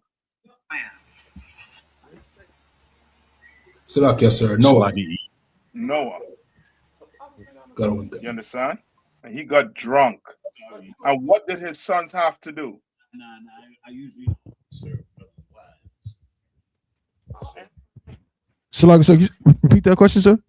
Noah, right? Remember when Noah? Go to Genesis 9 and 20. Come on, sir.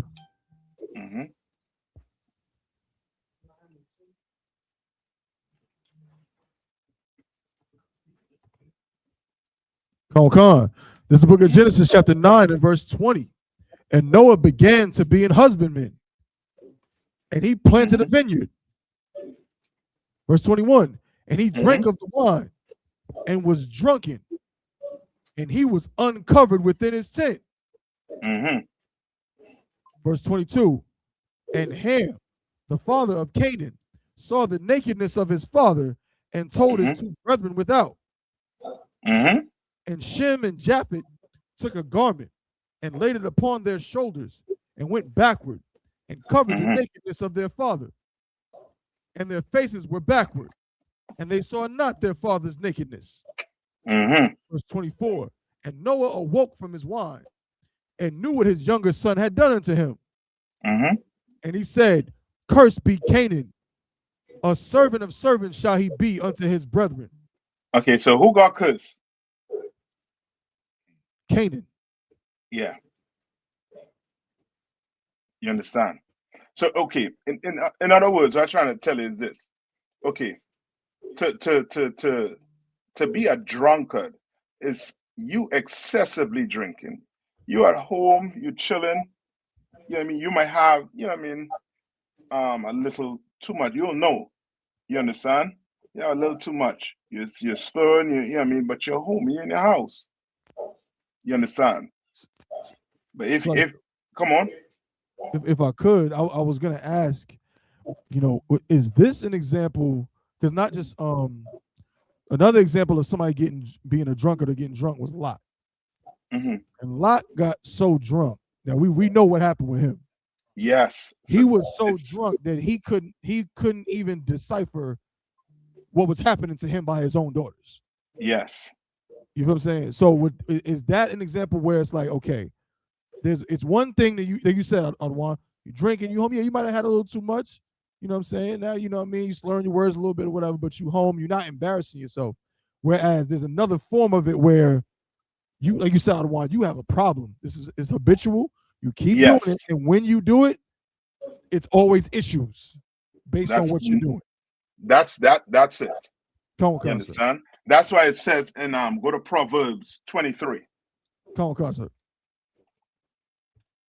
23 and 20. Come. It's the book of Proverbs, chapter 23 and verse 20. Be not among wine bibbers. Maybe not among what? Be not among wine bibbers. Meaning these people like to do what? Drink. Mm-hmm. You understand? The perfume is 211s. You smelling that on them. You understand? What's some of them liquor you all drink? That Jack Daniels. Yeah. They drinking that, yeah. Yeah, I'm telling you. You know what I mean? You smelling that. You smelling of Jack Daniel to the point where somebody think you sapping your head with it. You drink, you know what I mean, you're drinking it, you know what I mean? You're drunk. Read on. And the Bible is warning against what? What's it warning you against? Drunkenness, yes. Read on. Come. Salakia. Oh, come. Be not among wine bibbers, among riotous eaters of flesh. Verse 21. For the drunkard and the glutton shall come to poverty. Slack, sir. The drunkard and what? The glutton. And glutton. What's a glutton? Salakia, sir, it's someone that overindulges in behavior, eating, whatever. Anything, yes. So he's liking what? Drunkard with being a what? A glutton. Read on. Come, sir. For the drunkard and the glutton shall come to poverty, and drowsiness shall clothe a man with rags. Yes. And now give me that one with where tell it to give strong drink to a man that either yes.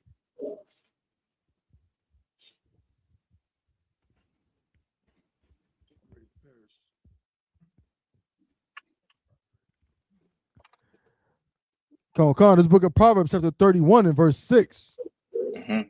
Give strong drink unto him that is ready to perish. You understand? Read on. And wine unto those that be of heavy hearts. You understand? Man, it ain't telling you to be what? A drunkard, meaning to make this an excuse now. So every night you're doing what? Every night you're doing what? Getting drunk. Come. No, you a damn drunkard. You understand? And you have a problem. You have a serious problem. You understand? Come. You drinking and you ain't making it home. You understand? Because you in some ditch. You understand? Like you could drink and then too, you know what I mean? When it comes to liquor, you know what I mean, some brothers might be able to hold more liquor than other brothers. You have your limit. You understand? You might be one shot and you good. 2 shots and everybody, you know what I mean, could, you know what I mean, know you have a problem because you're loud, obnoxious. You understand? Or you're doing things that you don't normally would do when what? When you're drunk? No, you're doing things you don't normally do when you're sober. You understand? As that starts to be a clue. Once a brother start to behave in a way where that ain't such and such. What's going on? Oh no, brother, you had enough. No, sis, you had enough. You understand? All right. There's a little bit more, sir. Go ahead. Verse 7. Let him drink and forget his poverty. I let him what? Sorry, sir. And forget his poverty. And and remember his misery no more. Yes. You understand? Okay. All right. Come That on. is not an excuse to be drunk every goddamn day. Because you're remembering some aunt or some uncle that passed away 10 years ago. And you still moaning. No, you just giving an excuse to be a drunkard. You understand? Okay. Any more? Good to go on that? Good to go on that. There's another question in the chat, sir. All right. Come on. Well, a sister just asked if the based on what we're talking about, the verse about being sober-minded, is that referring to any substances or medication or anything like that? Which one is that? The one about be vigilant, be sober-minded, be vigilant, because the adversary, the devil, is who can devour. Okay, it just saying be alert because that don't mean, as I say, I mean, you could take one shot. That don't make you now have to do what? Go rob somebody, go put a blunt in your mouth. Okay. You understand what I'm saying? Like when it say be, come on. I was gonna say, basically, you were saying before, it's just more like it's like a mental thing. It's like being alert. You know what I'm saying, be ready, be prepared. So you can have had a few drinks, but still, in that scripture, be sober-minded. It's not talking about sober in the sense of you haven't drank anything. Yes, because what is Christian going to tell you? They're going to use this until you can't do what? You can't drink at all. You can't drink at all. When that's not what it's talking about. Okay. It has nothing to do with drink. This has to do with you being alert. You know what I mean? And vigilant of all the what?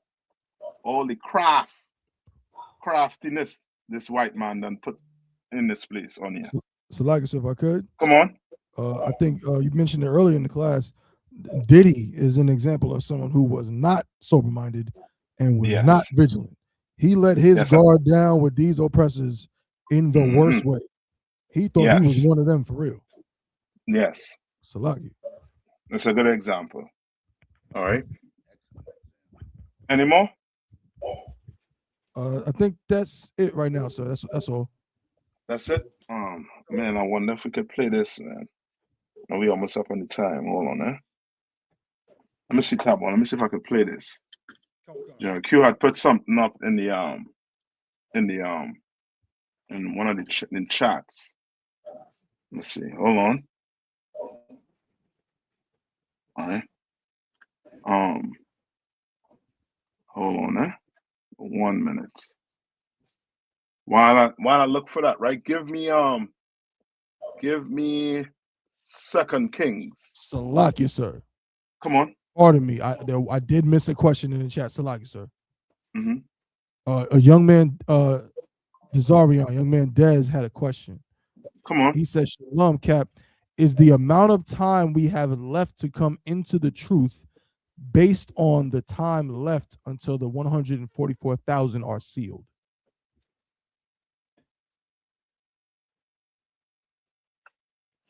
Say that one more time. It sounds about right. Say it one more time. Come on, sir. He said, is the amount of time we have left to come into the truth based on the time left until the 144,000 are sealed? Yes, get it from there. Get it from there. I think that's in the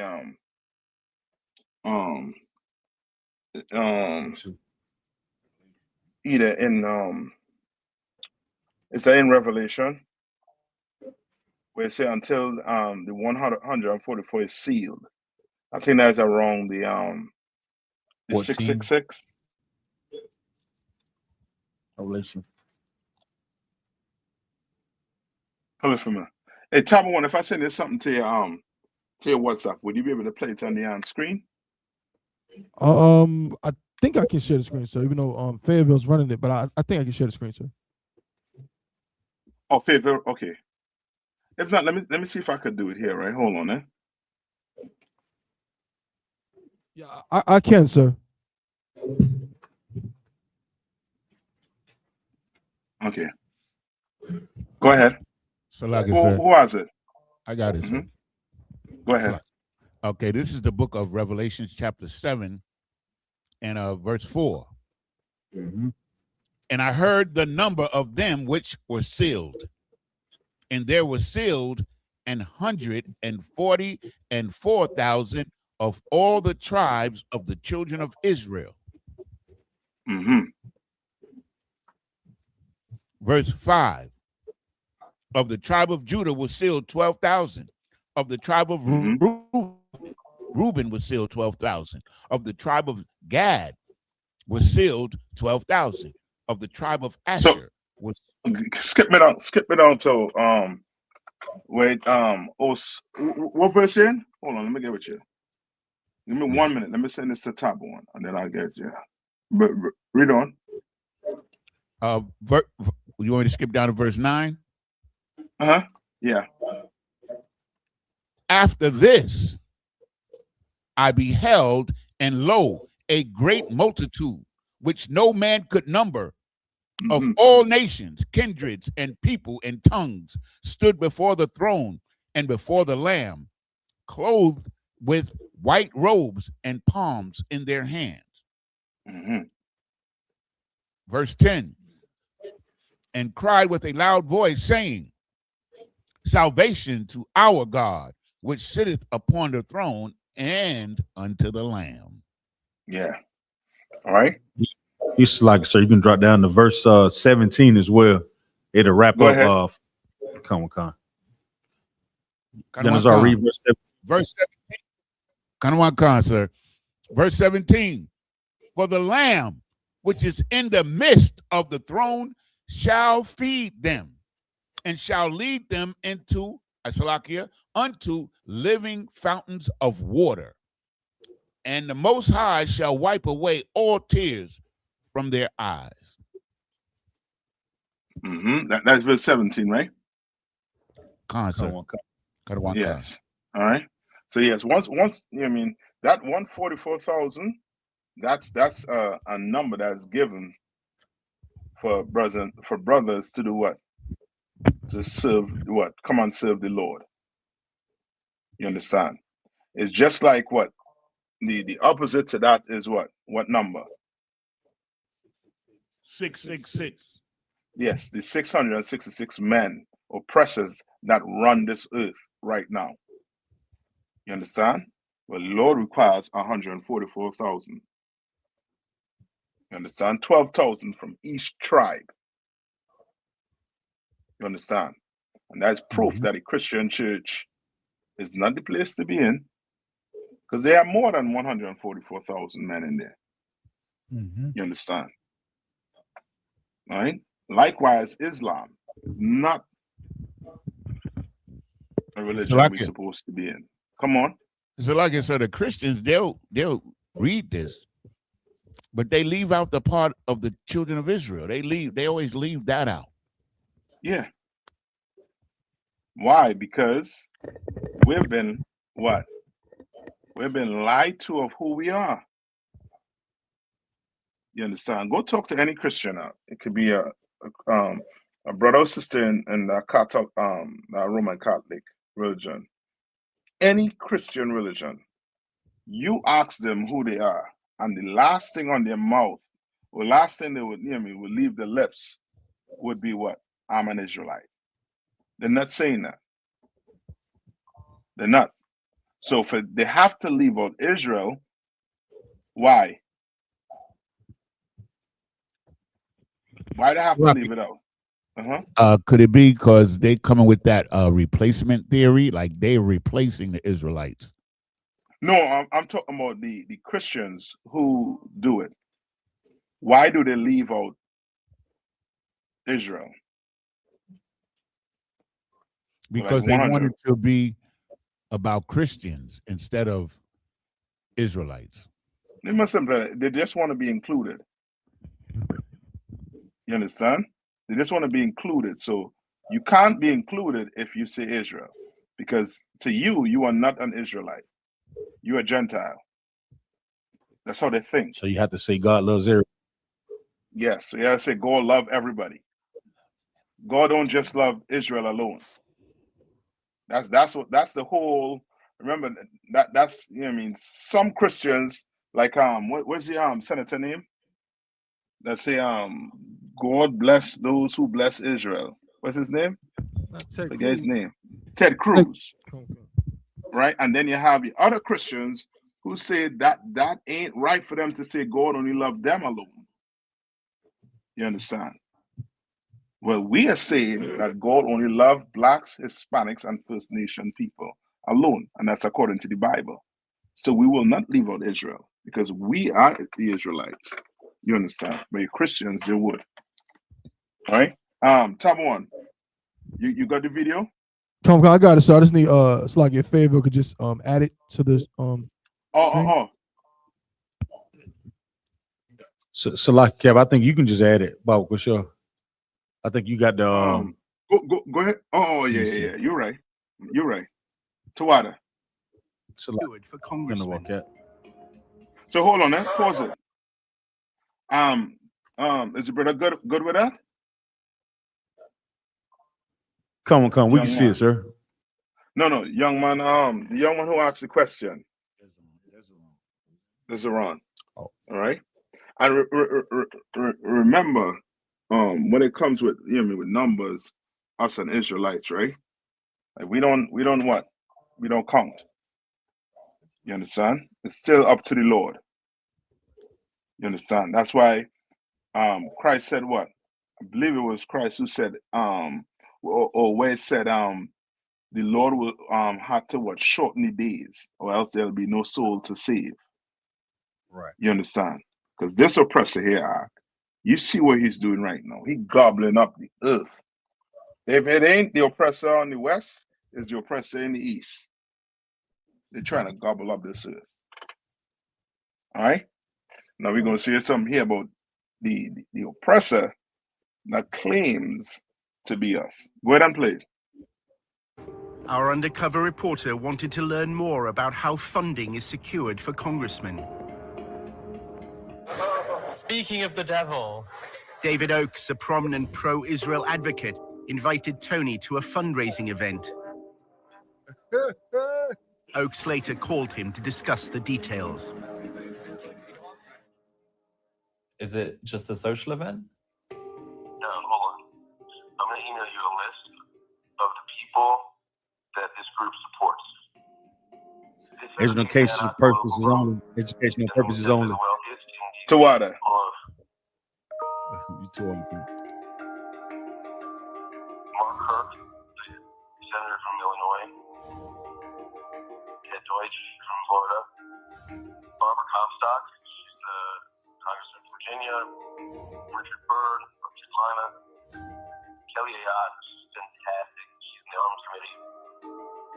They'll walk in the room and they'll say everything here is off the record. And then they'll say, here's a little bit about me, and then people will ask very specific questions. The fundraiser was being held in a wealthy suburb of Washington. The Nayathaq group, it makes a difference. It really, really does. It's the best bang for your buck, and the networking is phenomenal. Congressmen and senators don't do anything unless you pressure them. They kick the can down the road unless you pressure them. And the only way to do that is with money. Right now, our current Hold on, contribution what did limit he from say? any It's all about the money. Can down the road and don't do anything for your buck. The difference, it really, really does.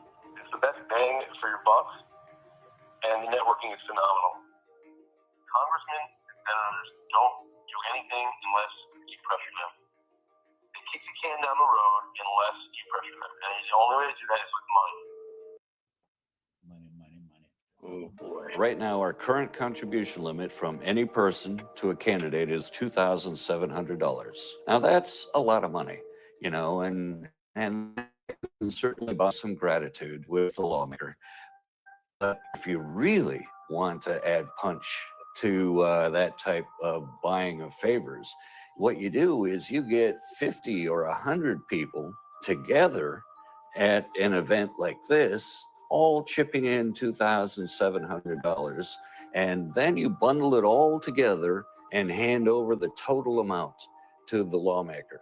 At that point, we're talking anywhere up to $250,000. So suddenly you've got a group of people with the same demand they want from the lawmaker handing over $250,000. That buys a lawmaker. The fundraiser was for Anthony Brown, who ran for Congress in November 2016. This is direct spending. Brown's going to use that 30 grand to do ad campaigns. So they strategically pick the ones who are in close regions they want to build relationships with.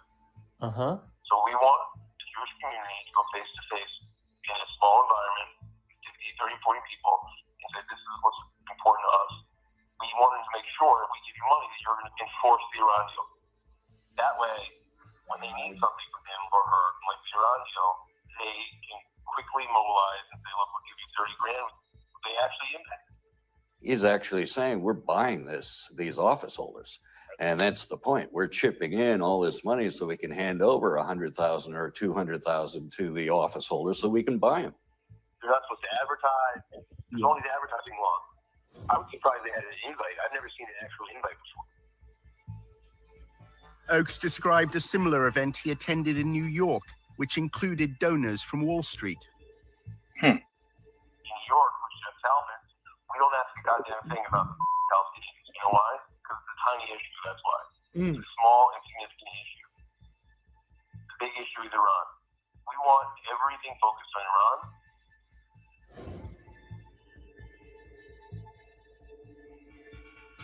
What happens is Jeff meets the congressman in the back room, tells them exactly what his goals are. And by the way, Jeff Talbot is worth $250 million. Basically, they hand him an envelope with 20 credit cards and say, you can swipe each of these credit cards for $1,000 each. There is a disclosure law that is designed to highlight whether there may be potential money laundering going on in events like this. And that is if the funds are earmarked. And that means the organization has to disclose who showed up at that event and how much each individual chipped in and what they handed over to the lawmaker. What's the name of the group that puts this on? It doesn't have a name. There's no name. It's an ad hoc political group. For all the legal reasons, people pool their money.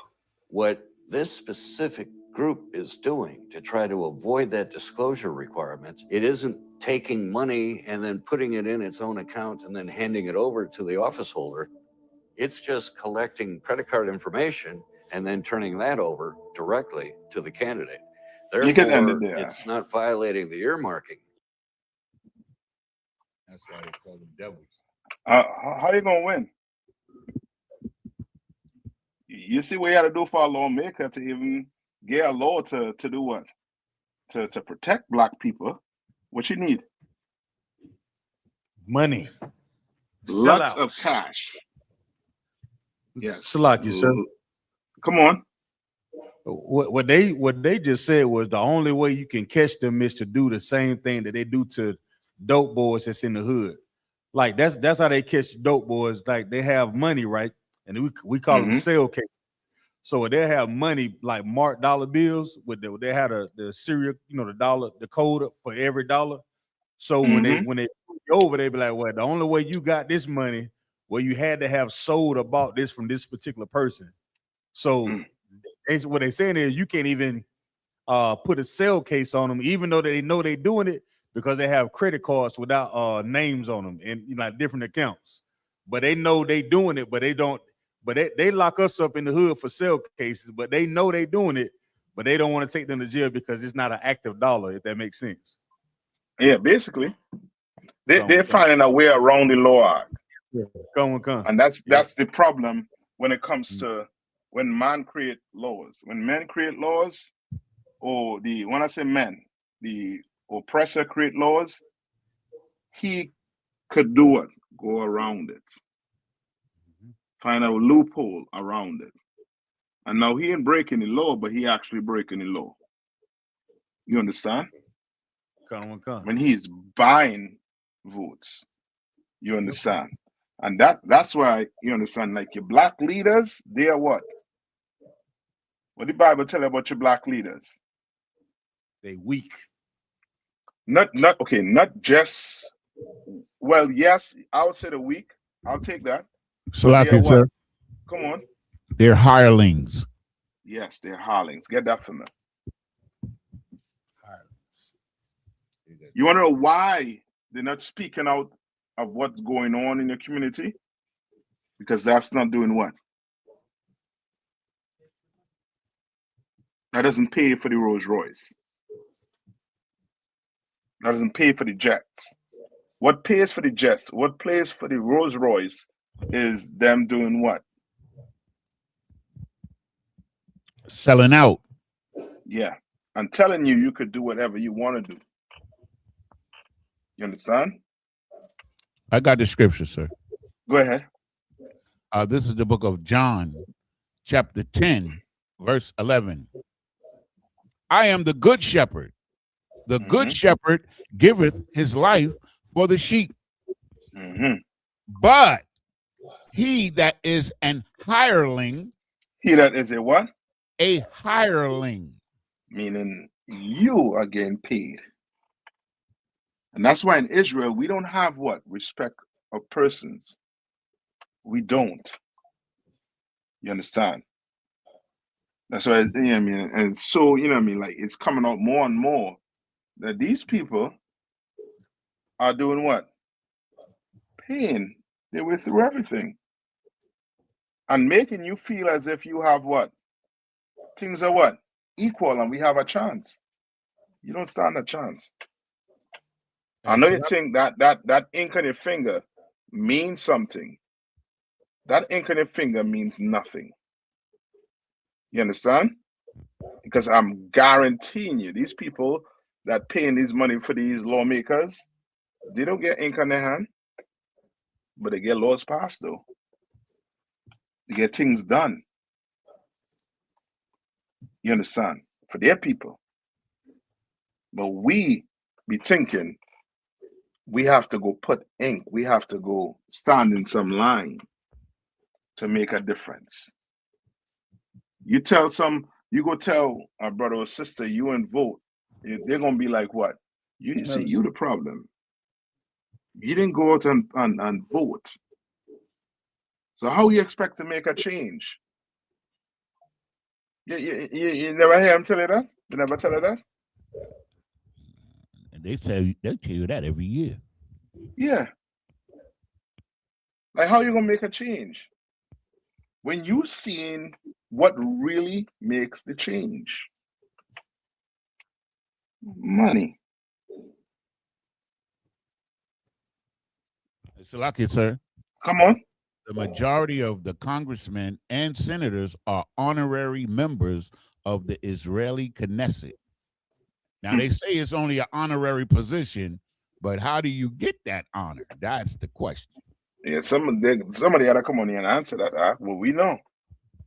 He just spilled the beans. Come on.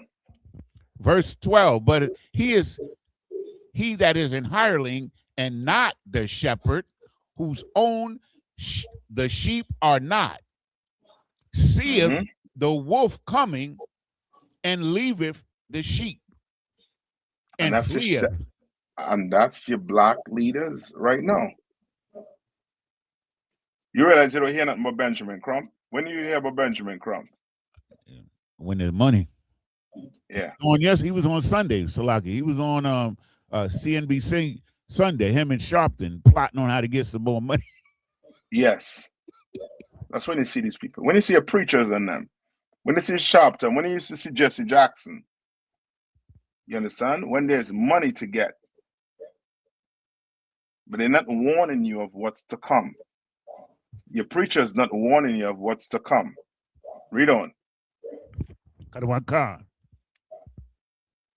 He leaveth the sheep and fleeth, and the wolf catcheth them and scattereth the sheep. And that's what's going on. So now guess what? They come in, they pay your leaders, some of your leaders, your politicians, and now guess what? His views is of whoever paid him that money. So he go about dealing with their business. Then you So have like I said, this other group. Come on. Hakeem Jeffries, man, that's the best example I could think of right now. Yeah. He never talks about black issues, but he'll stand up for Israel every time. That's it. Read on. Verse 13. The hireling fleeth because he is an hireling, and careth not for the sheep. That's your black leaders. That's your black leaders. You understand? And that's how you get caught. You understand? You go, you listen to a black leader. Listen how he speak, and you'll know who's paying him. Listen what his views is on. Listen what he's crying out for. You know who paying him. So like you, sir. Come on. That what Dave Chappelle said in that comedy special. He said he got a cold word. Isn't that what he said? Yeah. He said, I support. He said, no, I done been turned. He said, I support Israel. Yeah, and don't believe anything he says after. You understand? And this ain't just, you know what I mean, on them alone, but this is, you know what I mean, on, you know what I mean, black people or black leaders who don't care for their own people. Yeah, you have what? Jordan, Jay-Z, Oprah went and what? Built a big school in Africa, somewhere in Africa. South Africa. In South Africa. You understand? Like they've been paid to what? To look away from the problems. Come on. So I can say if I may. And she also bought a bunch of land in Hawaii. She building one of those bunkers. Oprah. Yeah. And The Rock too. Yep. Well, we'll see. All right. Any more questions? I know we up on the time. You're good to go? Going to one concert. All right. Type of one, or Zion, who I passed the class over to? Who's the guy down there? Officer Kowal, sir. I passed the class over the precinct officer. Officer Bunk, y'all.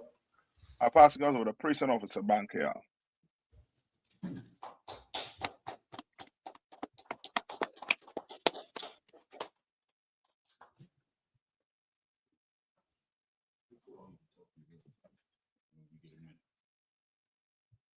Men of Israel, I Majim, we're going to render one courtesy salute. Men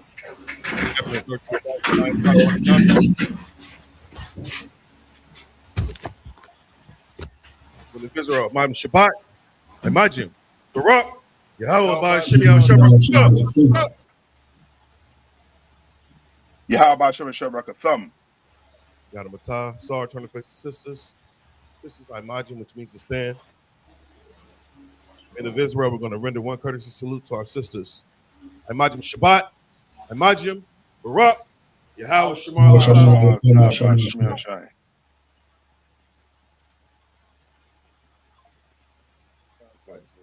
Yadamatah. Yeshua means to be seated. I.S.U.P.K security announcements. We are the I.S.U.P.K, started out of 1 West 125th Street, Harlem, New York. Rule for new brother and sister. When a new brother or sister comes into the school, they are off limits for 6 months. They are to be saluted only. They are here to shed themselves of the world. If they need transportation, the teacher will arrange it. After 6 months, if a brother or sister has an interest in a particular person, he or she must get permission from the head to speak to a brother or sister.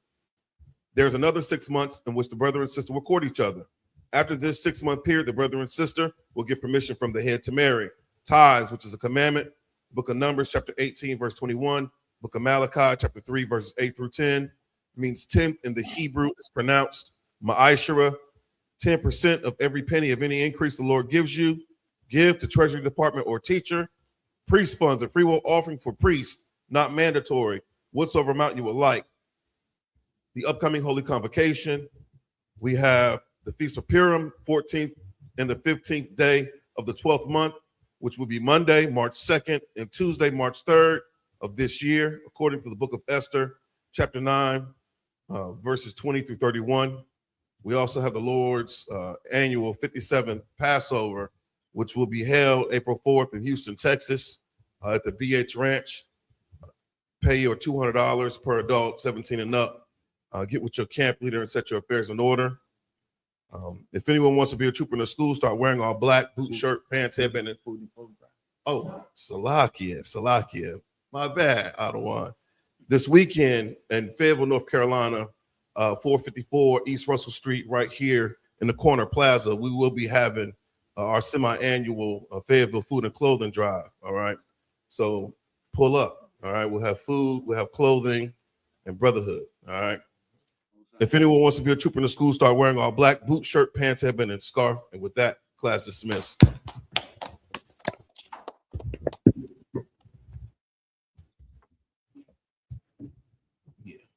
Yes, yes.